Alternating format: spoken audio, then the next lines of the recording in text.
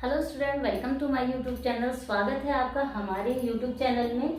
सबसे पहले आज हम कुछ टॉपिक डिस्कस करने वाले हैं। ये टॉपिक जो है आपका क्लास 6 to 10 के लिए सफिशिएंट है।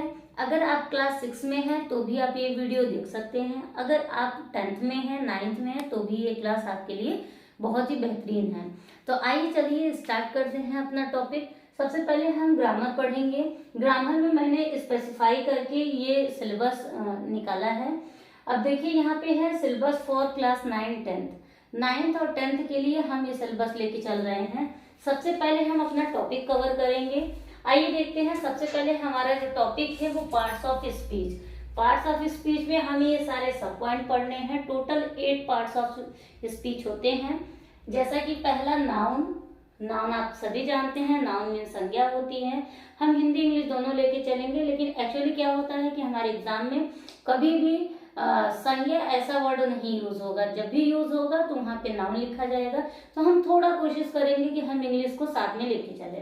तो देखिए पहला है नाउन टॉपिक हम कवर करेंगे, प्रोनाउन करेंगे, फिर वर्ब पढ़ेंगे, एडजेक्टिव पढ़ेंगे, फिर उसके बाद वर्ब पढ़ेंगे, एडवर्ब पढ़ेंगे, प्रीपोजिशन पढ़ेंगे, कंजक्शन पढ़ेंगे और इंटरजेक्शन पढ़ेंगे। अब हम इसको एकदम सीक्वेंस से नहीं पढ़ने वाले। हम जैसे नाउन है तो नाउन के कितने टाइप होते हैं, उसके काइंड्स कितने होते हैं, या फिर उसको कितने पार्ट्स में डिवाइड किया गया है, हम ये सब सारी चीजों को मर्ज करके पढ़ेंगे। और आपको ताकि सारे जितने भी हमारे टॉपिक हैं सबके सब टॉपिक समझ में आए। क्वेश्चन एक्चुअली आता कहाँ से है, हम क्वेश्चन पेपर भी डिस्कस करने वाले हैं। तो सबसे पहले यहाँ पे ये चीजें हमारी कवर हो जाएंगी, पार्ट्स ऑफ स्पीच। उसके बाद आता है, ये देखिए मैंने फर्स्ट पॉइंट डाला है, मतलब पार्ट्स ऑफ स्पीच में 1 2 3 4 5 6 7 8 ये 8 सब टॉपिक पढ़ना है पार्ट्स ऑफ स्पीच के। उसके बाद second article an a the, ये हम आर्टिकल पढ़ेंगे। हम यहाँ पे देखेंगे where is the use of an a the या ए एन द, इस तरीके से भी हम इसको देखेंगे। थर्ड पॉइंट हमारा होगा यूजेस। यूजेस का मतलब कि प्रयोग हम पढ़ेंगे।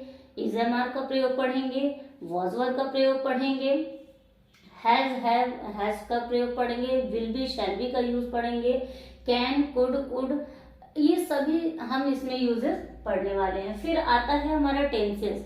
टेंसेस आप सभी ने पहले भी पढ़ रखा होगा। अगर जो अभी बिगिनर हैं, जिन्होंने अभी बिल्कुल टेंस के बारे में नहीं जाना है या कभी सुना ही नहीं है, तो उनके लिए ये वीडियो बहुत ही अच्छी होने वाली है।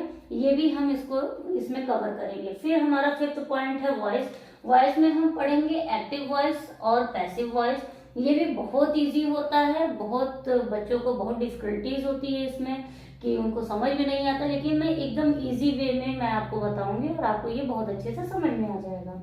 आते हैं 6 पॉइंट में। 6 पॉइंट आपका होगा नरेशन। नरेशन बहुत इंपॉर्टेंट टॉपिक है, ये क्लास 12th में भी है। 9 to 12 ये नरेशन बहुत ही अच्छे तरीके से पूछे जाते, बहुत अच्छे अच्छे क्वेश्चन इस पर पूछे जाते हैं। और मैं आपको बताऊं तो जो कॉम्पिटिटिव एग्जाम होते हैं उसमें भी नरेशन का बहुत भरपूर यूज किया जाता है और यहाँ से बहुत अच्छे क्वेश्चन आ जाते हैं। फिर देखते हैं 7 पॉइंट जो है आपका ट्रांसलेशन। ट्रांसलेशन जैसे हम यहाँ यूजेस में भी पढ़ेंगे, तो ट्रांसलेशन भी यहाँ हम देखेंगे कि इसमें किस तरीके से यूज होता है, प्रेजेंट में क्या होगा, पास्ट फ्यूचर, या फिर एक समरी टाइप का भी हम ट्रांसलेशन लेके चलेंगे। जैसे एक हम कोई स्टोरी ले लेंगे और स्टोरी को देखते हुए हम उसका ट्रांसलेशन हम बनाने की कोशिश करेंगे। आते हैं 8 पॉइंट हमारा है पंक्चुएशन। पंक्चुएशन भी बहुत अच्छा टॉपिक है। ये क्लास 10th में पूछा ही जाता है। ये यहाँ से एक क्वेश्चन आना ही आना है। आपको एक पैसेज दे दिया जाएगा, एक समरी दे दी जाएगी और वहां पे आपको सिंबल्स का यूज करना होता है। ये पंक्चुएशन का टॉपिक हो गया। आगे चलते हैं स्पेलिंग एरर। स्पेलिंग में एरर होगा, जैसे मान लीजिए मैं आपको एक एग्जाम्पल दे देती हूँ। मान लीजिए आपने कोई इंग्लिश लिखा, मान लीजिए मैंने लिखा डिजर्ट, ठीक है, तो ये तो करेक्ट स्पेलिंग है। अब यहाँ पे क्वेश्चन पेपर में आपके ऐसा कोई स्पेलिंग दे देगा, तो आपको ये समझ में आना है, करना है कि ये डिजर्ट की स्पेलिंग सही है या ये सही है। तो आप जान रहे हैं कि ये वाली स्पेलिंग गलत है, तो ऐसे ही हमें वहां पे छांटना रहेगा और जो स्पेलिंग्स होगी उसकी एरर को करेक्ट करना पड़ेगा। फिर उसके बाद 10th पॉइंट और लास्ट पॉइंट होगा हमारा फर्स्ट, सेकंड, थर्ड फॉर्म। यानी कि जो वर्ब होता है यहाँ पे फॉर्म का मतलब वही होगा, वर्ब का प्रथम रूप, द्वितीय रूप और तृतीयक रूप। यानी कि first form, second form, third form, इस तरीके से हम कंटिन्यू करेंगे और हम इसका यूज भी समझेंगे कि कहाँ पे हम फर्स्ट फॉर्म लगाते हैं वर्ब में।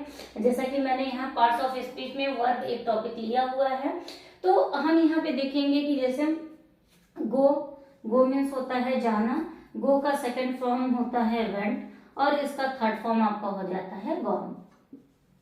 ठीक है, इस तरीके से आप समझ पा रहे होंगे कि मैं आपको किस तरीके से यहाँ पे पूरे सिलेबस को कवर कराऊंगी। तो हमने स्टार्टिंग कर दी है अपने सिलेबस की, एक नया आगाज हो चुका है। अब हम पूरी कोशिश करेंगे कि हम डे बाय डे सारी चीजों को इम्प्रूव करते चलें और क्वेश्चंस जो आते हैं हमारे पेपर में उसको टारगेट लेके चलें। सो आई होप स्टूडेंट आपको ये बहुत अच्छे से समझ में आया होगा मेरा सिलेबस, जो कि 9th और 10th के लिए है। देखिए मैंने आपको पहले ही बताया कि ये 6 to 10th के लिए सफिशियंट है। अगर आप यहाँ से ये सिलेबस कवर कर लेते हैं तो 6 का भी बच्चा मतलब इसको पढ़ सकता है और 10th का बच्चा तो पढ़ेगा ही पढ़ेगा।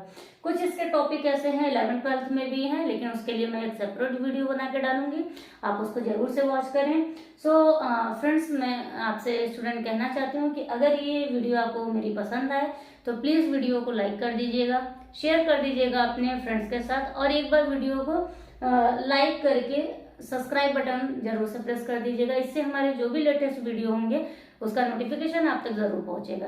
तो मिलते हैं नेक्स्ट वीडियो में, तब तक के लिए जय हिंद।